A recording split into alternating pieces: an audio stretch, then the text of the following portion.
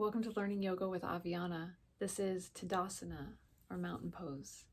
It is the foundational pose of yoga, the very first pose you want to learn if you're new to the practice. In and of itself, this pose has a lot of benefits. It is a full body strengthening pose and a full body stretch.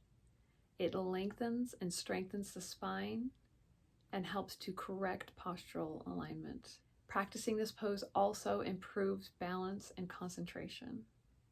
Whether you're new to the practice or you're just looking for some pointers, you've come to the right place.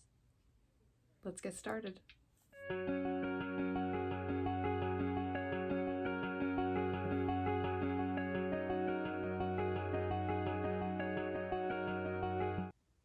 All right, mountain pose begins at the feet. So we want our feet to be hip distance apart. The hip points are right here. So if you draw a line straight down from there, that's where your feet should be placed. We're going to fill into all four corners of our feet. So what that means, in the front is the big toe mound and the small toe mound, that fleshy part right after the joint of the toe. So if you lift up all of your toes, that can help you feel into that, the inside and the outside. Once you can feel that firmly, the inside and outside, you can put the toes back down. In the back, we're feeling into the outside and the inside of the heel. Once you have that pushing downward action, we're going to counter that by pulling up through our arches. Actively engage those muscles upward while pushing down into the other four corners of your feet, creating an arch in your foot. Continue that upward motion up through the inner thighs, up through the spine, straightening out through the top of your head as if you're being pulled on a string from your arches all the way up to the top of your head. Keep and maintain that upward motion throughout the pose. That is the backbone of the stretch. Now that we have that lovely lift, we're going to engage our front body.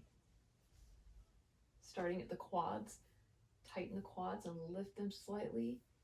Lift and bring in your abdomen towards your back body. Your chest will open up, and then we'll just continue that motion up and over the shoulders. So the shoulders will rise up and then gently relax down the back. We don't want them to be too far back, and we don't want to be hunched. Just open the chest and then lift and release the shoulders back down the back body. Continue that motion down and let your hips tuck slightly while maintaining your abs pulled into your back body, and then down through your heels. Your heels are pushing into the ground firmly. So we have these countering actions. You can go ahead and shake that out. We're pulling up through the upper body, pushing down with our lower body, up through the front body, down through the back body. This creates these opposite forces that keep stability moving towards the center line of the body. Let's get into that pose one more time here. Feel into all four corners of your feet. Lift up through the arches. Create that nice long line with your back. Engage your front body. Tighten your quads. Tighten your abs. Open your chest.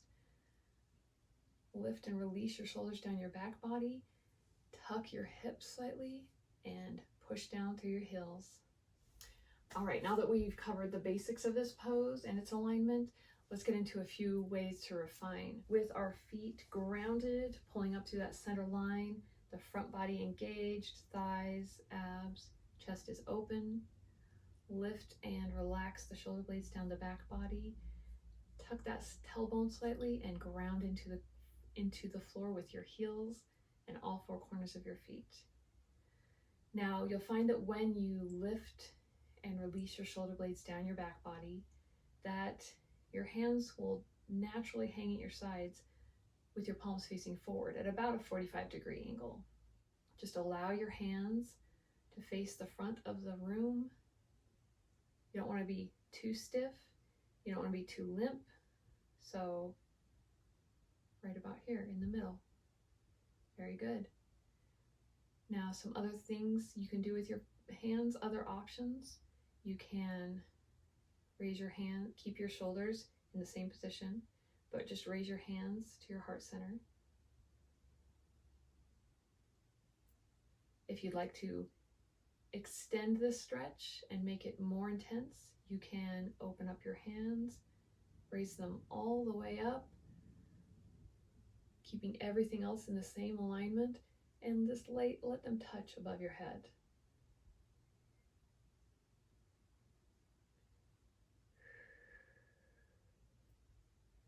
If you take this third option, just make sure your chest doesn't pop out too far and that you don't fall out of the alignment of the lower body. All right, let's talk the lower body. Now, you can feel into this pose how it is creating lines of opposition. We're grounding down into our feet and lifting up through the upper body. We're lifting up to the top and down through the back body. And this just creates firmness, stability.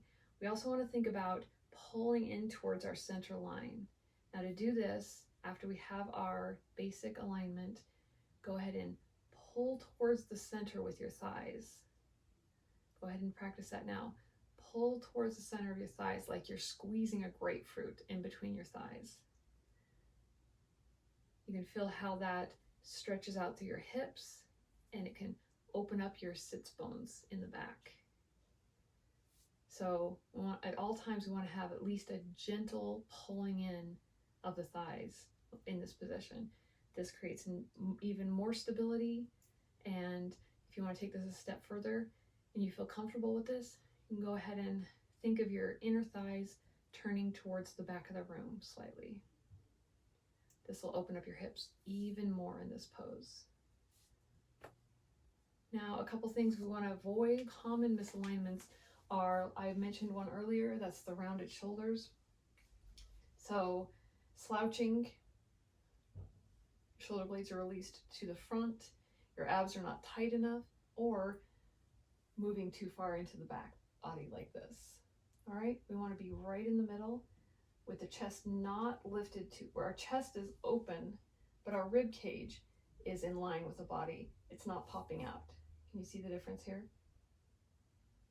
So the ribs are in line with the body, the abs are tight, and the chest is open. So we don't want this. We don't want to arch our back backwards and have our ribs pop out. Ribs are neutral, chest is open.